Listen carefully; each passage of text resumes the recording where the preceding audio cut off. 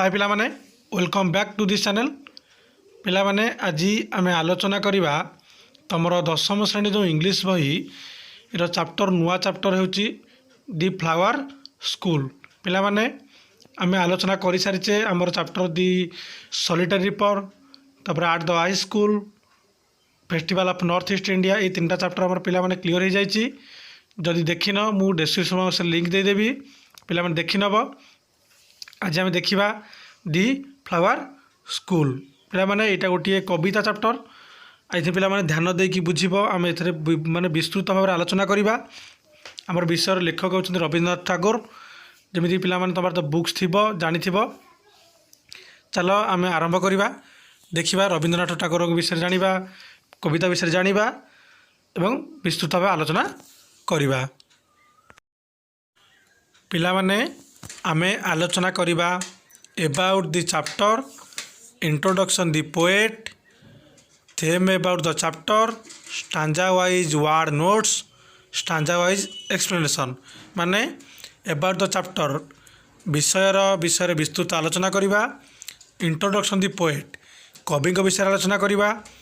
Them about the chapter theme हो कथावस्तु प्रमुख कथावस्तु जो विषय अच्छी से विषय आलोचना करवा। स्टांजा वाइज वर्ड नोट्स माने जो भी पारा अच्छी जहाँ भी स्टांजा अच्छी से स्टांजा वाइज आम कष्ट शब्द देखा वर्ड नोट देखा।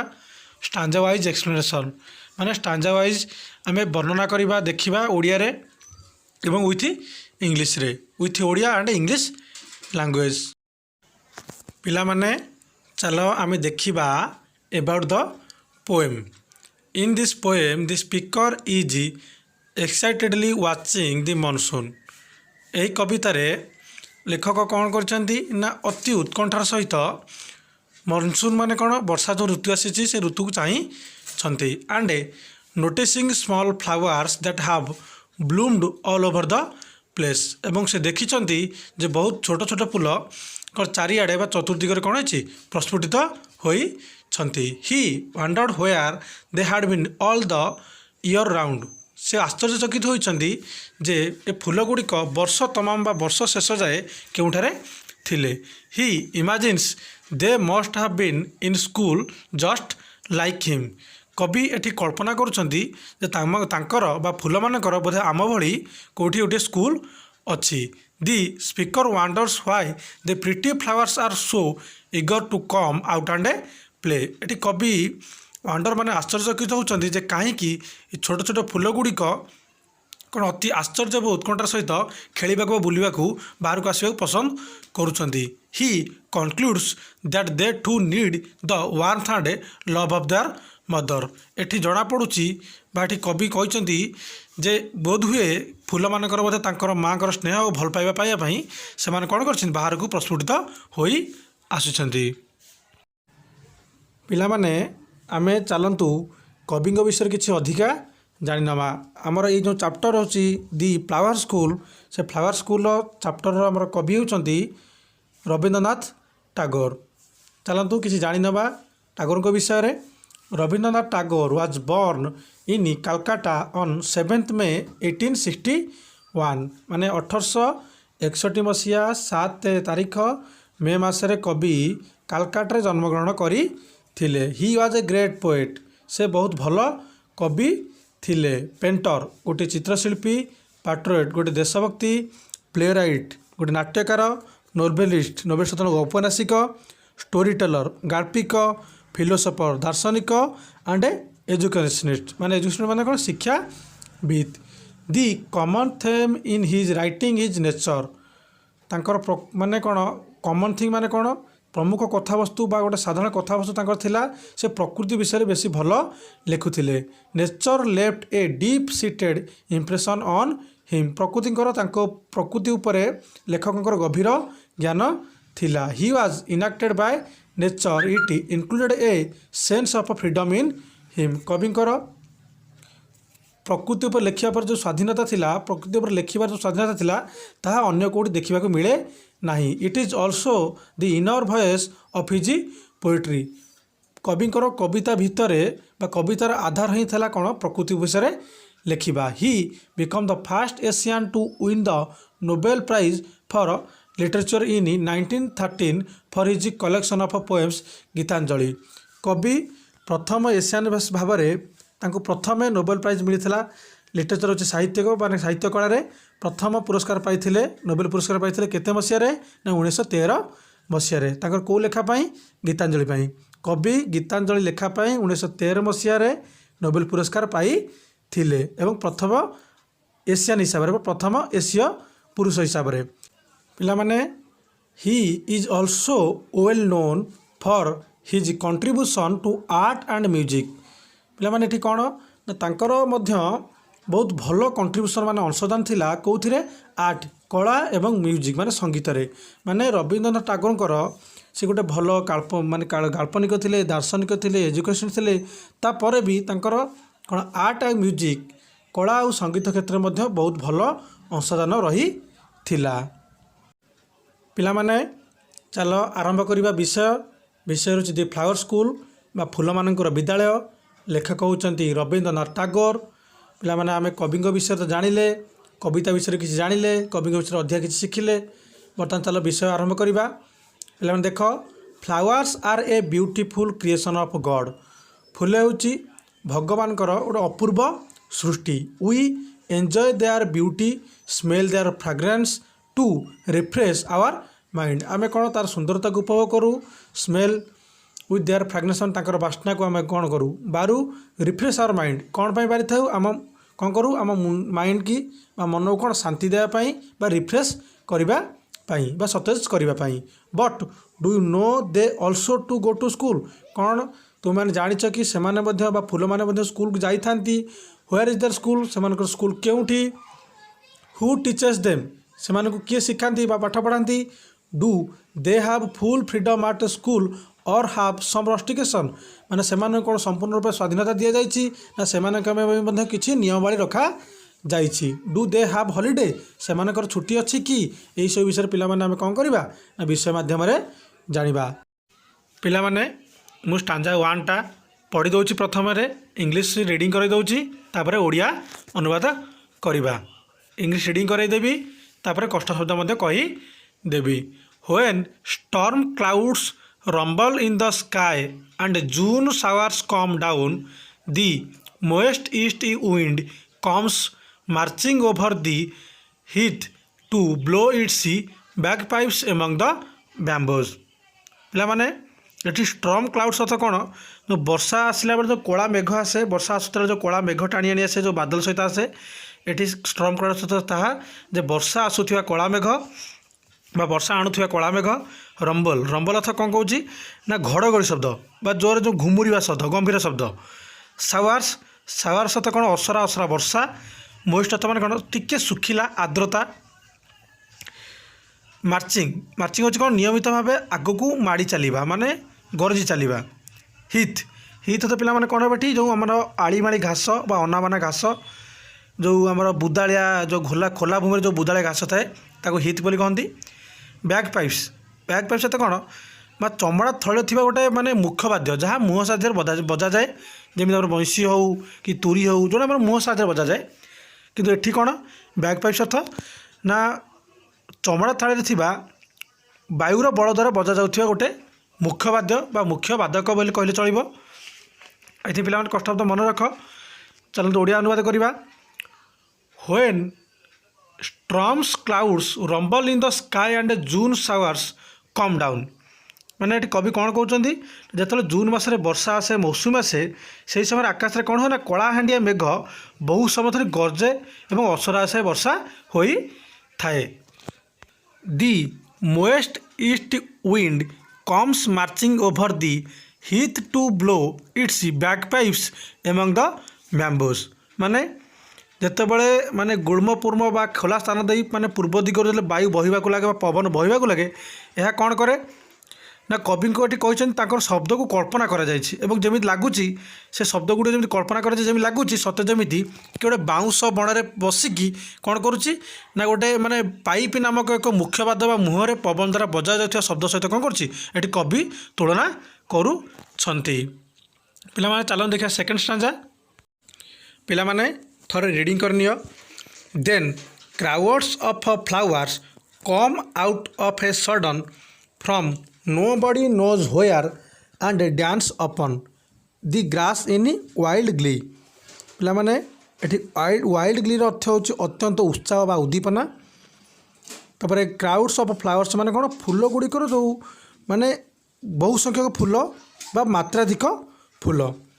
ପିଲାମାନେ ଓଡ଼ିଆ ଦେଖ, then crowds of flowers come out of a sudden, ମାନେ ଯେତେବେଳେ ମେଘ ହେଲା ବା ବର୍ଷା ହେଲା ଯେଉଁ ବହୁ ସଂଖ୍ୟକ ଫୁଲ ଫୁଟୁଛନ୍ତି, ଏଠି କବି ଲକ୍ଷ୍ୟ କରିଛନ୍ତି ଯେ ବର୍ଷା ହେବା ପରେ କିଛି ସମୟ ଭିତରେ କ'ଣ ହେଉଛି, ବହୁତ ଗୁଡ଼ିଏ ଫୁଲ କ'ଣ କରିଛନ୍ତି, ଫୁଟି ଉଠିଛନ୍ତି।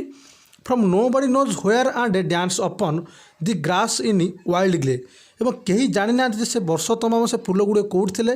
ଏଠି କବି ବିସ୍ମିତ ହୋଇଛନ୍ତି ଏବଂ ଫୁଲ ଗୁଡ଼ିକ କେଉଁଠୁ ଆସିଲେ ସେ କଥା କେହି ଜାଣିନାହାନ୍ତି ଏବଂ କେଉଁମାନେ ବି ଜାଣିନାହାନ୍ତି, ଏଠି କବି ବର୍ଣ୍ଣନା କରୁଛନ୍ତି। ଏବଂ ବାୟୁ ପ୍ରବାହ ପଡ଼ିଲା ପରେ କ'ଣ ହେଉଛି ନା, ଯେଉଁ ଫୁଲ ଗୁଡ଼ିକ ଦେଖିକି କବି ଏଠି ସତ୍ୟ ଯେମିତି ଆନନ୍ଦ ହୋଇଯାଇଛନ୍ତି ଏବଂ ଉତ୍ସାହ ମଧ୍ୟ ସେଗୁଡ଼ିକ କ'ଣ କହିଛନ୍ତି ଯେ ନୃତ୍ୟ କରିବାରେ ଲାଗିଛନ୍ତି ଫୁଲ ଗୁଡ଼ିକ। ପିଲାମାନେ ଆଇ ଥିଙ୍କ୍ ବୁଝିପାରୁଛ। ପିଲାମାନେ ଷ୍ଟାଞ୍ଜା 3 प्रथम रीडिंग करनवा, तापर कष्ट शब्द देखिबा। Mother I really think the flower go to school underground, they do their lessons with doors shut and if they want to come out to play before it is time their master makes them stand in a corner. पिला माने underground अथवा माने कोन भूतल बा लुचि जीवा, do their lesson है कौन पढ़ापढ़ी करवा, मास्टर मैंने ठीक कौन शिक्षक अर्थ व्यवहृत कर मालिक बा शिक्षक जी शिखाती। पे ओडिया अनुवाद करवा।